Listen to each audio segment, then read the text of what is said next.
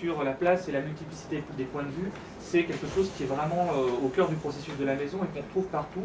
Et on va commencer par l'explorer dans le domaine hispanophone dont tu t'occupes, Marielle, plus particulièrement, puisque c'est quelque chose qu'on retrouve énormément dans les auteurs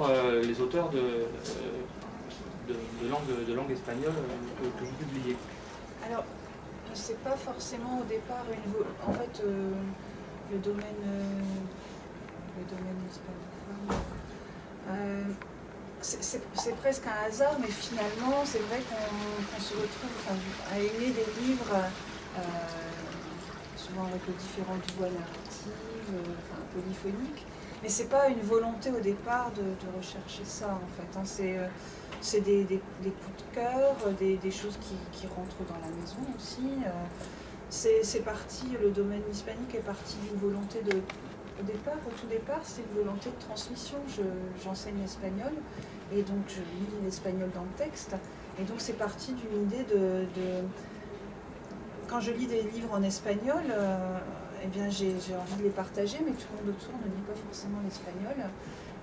Non mais voilà, c'est parti tout simplement comme ça. C'est que longtemps, j'ai parfois même traduit à la volée à des gens autour de moi, des passages où parfois les livres ont été traduits, donc très bien. Mais c'est vrai que c'est parti de là, en fait, la naissance du domaine hispanique, en fait. Et donc donc très brièvement, il y a un auteur, le premier auteur de la maison qui s'appelle Alphonse Ferreira, je veux dire en espagnol, de langue espagnole. C'est parti d'un coup de cœur et j'ai voulu le partager et il n'existait pas traduit en français. La belle affaire. Voilà, donc c'est parti comme ça. Et donc après, finalement, qu'on se retrouve. Évidemment, c'est des livres qui traitent comme Sarah le fil rouge. C'est des livres qui traitent de la mémoire généralement, qui mettent en. Ce sont des romans dont la toile de fond est en général un contexte historique douloureux. C'est même pas une toile de fond, c'est la matière du roman. Ça traite de la mémoire, donc évidemment c'est donc une restitution d'une mémoire qui n'est pas unique en fait. Souvent on retrouve dans ces livres une narration éclatée, des différentes voix qui incarnent cette mémoire, qui prennent en charge cette mémoire parce qu'elle est plurielle. Un singulier pluriel. Quoi. Voilà. Dans la collection La Sentinelle. Mais dans la collection La Sentinelle, dans la collection La Sentinelle, effectivement. Je ne sais pas, tu voulais peut-être qu'on parle. Non, mais voilà, si tu peux nous dire quelques mots sur Sarah Rosenberg et Un fil rouge. Ouais, voilà. Moi, c'est une des belles découvertes que j'ai fait en découvrant le catalogue. Et c'est un roman argentin, donc on est un peu en avance sur le programme du Salon du Livre. Exactement, nous sommes très avant-gardistes. Voilà. Donc Sarah Rosenberg est une auteure argentine qui vit à Madrid depuis longtemps maintenant, qui a beau fui à un moment donné l'Argentine. C'est une auteure que j'ai découverte grâce, parce que voilà, c'est l'esprit de la maison.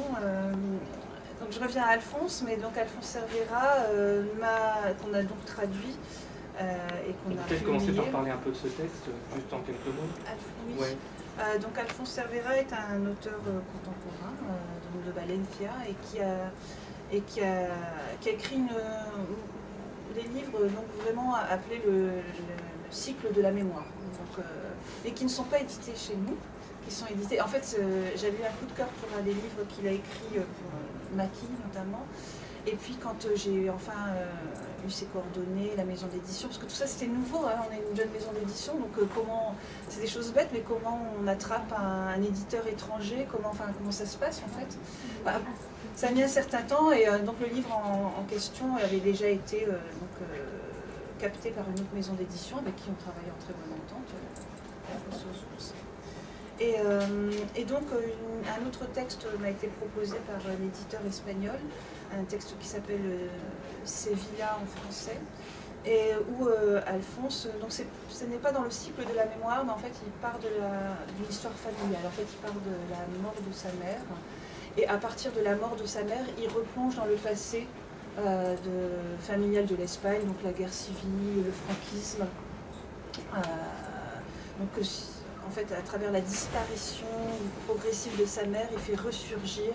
Donc il y a deux livres en fait, hein, donc il y a un hommage, enfin pas un hommage, mais donc on parle des derniers jours de sa mère et finalement de toutes les vies qu'elle a croisées, donc ces vies-là finalement. Et donc Alphonse m'a proposé Uni Lolojo, donc le titre original de Un fil rouge de Sarah Rosenberg, voilà, qui est dans le même esprit, et donc elle travaille plutôt sur l'histoire de l'Argentine évidemment. Et donc en fait, je ne vais pas raconter l'histoire, mais en fait le pitch, comme on dit, c'est on part à la recherche de Julia, une jeune femme. Julia, une jeune femme militante argentine pendant la dictature, disparaît. Et en fait, Miguel, un ami d'enfance, enfin un ami de sa jeunesse, fait un documentaire sur elle et donc part à la recherche de Julia. Et en fait, le livre raconte finalement, il va rencontrer toutes les personnes qui ont croisé le chemin de Julia pendant son militantisme, les gens qui l'ont aidé, qui l'ont trahi, qui l'ont aimé, etc. Et à travers cette recherche de Julia, il fait donc incarner Julia. Julia est disparue, mais elle est très présente en fait dans le livre. D'ailleurs, on a essayé de l'incarner aussi dans la couverture. Et donc à travers cette quête, finalement ce sont les voix des Argentins qui vont s'exprimer sur ce qu'ils ont vécu, alors avec des choses les plus terribles aussi. Voilà. Et j'ai beaucoup aimé ce texte. Il y a eu pas mal de choses écrites sur l'Argentine, sur l'histoire de l'Argentine. Mais j'ai trouvé que c'était un texte très sensible, très poétique. Et voilà, donc... Ce que je trouve très intéressant dans le dispositif qui est mis en place, c'est que donc ce sont des chapitres, je sais pas, d'une quinzaine de pages, une vingtaine de pages à chaque fois, et donc on alterne les passages où Miguel parle de son enquête sur le terrain et de la manière dont il se remémore Julia. Donc déjà là, il y a déjà deux niveaux de lecture, il y a deux manières d'en parler, et les autres passages, ce sont les enregistrements des gens, et que ce soit, il n'y a pas de... la présentation de l'époque en Argentine ne passe pas par des gentils et des salauds. Il y a, pratiquement au début, il y a le témoignage du cousin de Julia qui est quelqu'un qui ne l'appréciait pas spécialement. Et en même temps, le type n'est pas présenté par des artifices comme un méchant ou comme quoi que ce soit. C'est vraiment quelqu'un qui a une sensibilité propre et qui a vécu, qui a vu vivre sa cousine et qui avait une manière d'appréhender sa personnalité. C'est pas une vision manichéenne. Effectivement, c'est plus subtil que ça.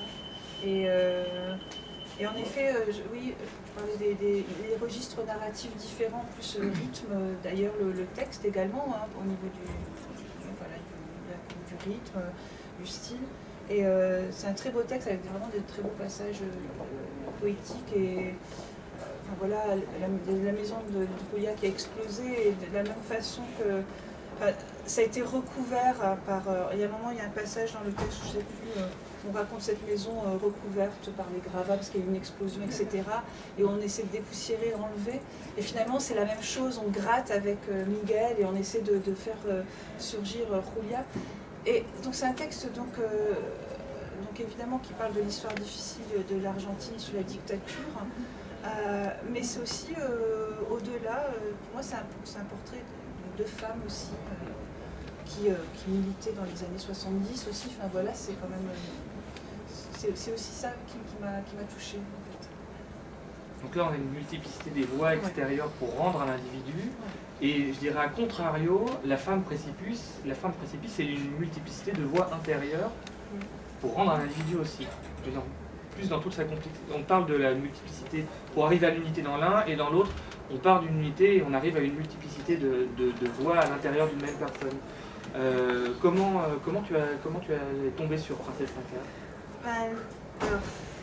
Donc, quand nous sommes allés au Salon du Livre de Paris, en fait, décidément, j'y tiens, le Salon du Livre de Madrid, et puis on est allé voir plein de maisons d'édition, parce qu'il y a plein de petites maisons d'édition, entre guillemets, en ce moment en Espagne, qui sont très intéressantes, et nous sommes allés discuter avec les éditeurs espagnols. Et puis, donc, je suis revenue avec une valise de livres. Mais vraiment, c'est vrai, pour l'anecdote, on a racheté une valise à roulettes.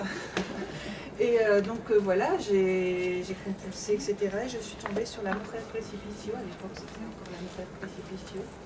Et ce texte m'a comment dire, pratiquement foudroyée. J'ai beaucoup aimé. Je vous donnerai la parole à Laurence. La femme précipice est donc écrite par une jeune femme qui s'appelle Cristina Martin, mais qui donc écrit sous le pseudonyme Plitesenka, Princesse Inca.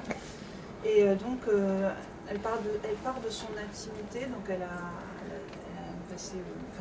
est bipolaire, elle a eu des crises de schizophrénie. Et en fait, c'est une femme qui écrit de la poésie depuis longtemps et qui participe à un programme de radio en Espagne et qui joue sa poésie. Et donc, elle a été éditée chez une maison d'édition espagnole, Libros del Silencio. Et donc, j'ai lu ce texte et elle part d'un problème. En fait, ça n'est pas que son problème de schizophrénie, etc. En fait, elle parle de ses blessures intérieures, mais finalement, je trouve qu'elle réussit, tu me diras ce que tu en penses, les autres d'ailleurs, à donner quelque chose d'universel, en fait. Elle parle des gens qui sont à la marge, en fait. Voilà, c'est ce qui... Et puis dans une langue, une belle langue, une belle écriture, assez charnelle, assez âpre. Et c'est ce qui m'a plu. Mais le problème, c'est que comme c'est de la poésie, enfin en tout cas prose poésie, il fallait trouver quelqu'un pour traduire. Et ce n'est pas évident de trouver quelqu'un qui puisse traduire de la poésie. Et puis je connaissais Laurence, mais elle ne me connaissait pas, parce que dans mes études, forcément, je l'avais croisée sans qu'elle le sache, puisqu'elle est professeure d'université. Et puis elle écrit beaucoup de choses sur la poésie. Mais jamais je n'osais pas lui demander, enfin, et puis finalement, le traducteur de Alphonse, ouais, comme quoi tout fonctionne par ricochet, le traducteur, donc Georges Tiras, le traducteur de Alphonse Cervera, m'a mis en contact avec Laurence, qui a accepté généreusement. Et donc, je te laisse la parole. Non, je te remercie, Maria. Je ne sais pas si j'ai accepté, parce qu'en fait, j'ai été choisie par ce livre. Voilà. Non, disons que c'est la première fois que je recevais une demande.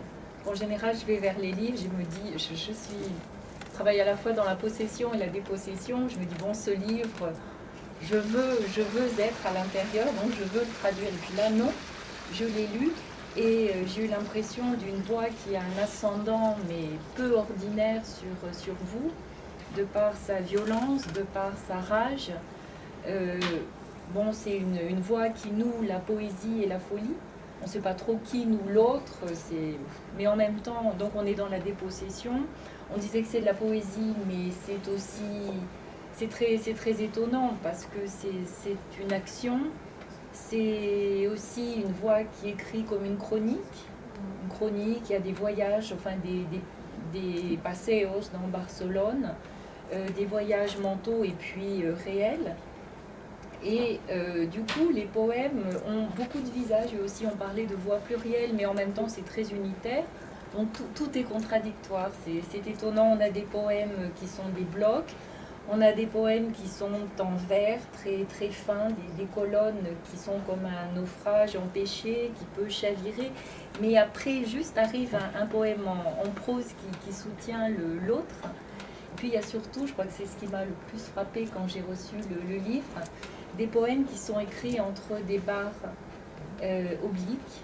Alors j'ai tout de suite pensé à Hellman, dont on sait qu'il n'est plus là, le poète argentin. Mais bon, c'est très, je ne sais pas si Cristina le connaît ou pas, je pense que c'est quelque chose de plus instinctif ce qu'elle fait. Donc j'ai eu l'impression que contre les barrières de l'hôpital psychiatrique, puisque c'est ça qui est là, hein, quand elle est face au blanc, c'est pas le blanc d'une page blanche toute mentale, non, c'est la sala blanca, c'est vraiment la salle où on vous empêche normalement d'être fou, finalement, on vous aide peut-être. Et donc, contre toutes ces barrières, il y a des barres. Et on sait que pour un poète, on peut être sauvé par une barre, par une syllabe de plus, par des choses qui semblent infiniment minimes, mais il n'y a pas plus fort. Voilà, donc c'est ce qui m'a requise chez Christine. D'ailleurs, j'ajouterais, du coup, on parlait donc de la forme et donc le travail de Léonie aussi qui a été important, forcément parce que pour la mise en forme, c'était pas facile. C'est basé sur ce qui existait Oui, déjà. mais bon, c'est vrai que quand même, on s'est posé des questions sur la... Là, pour le coup, vraiment, il a fallu... qu'on se rencontre avec Laurence et puis qu'on fasse vraiment, qu'on en discute ensemble.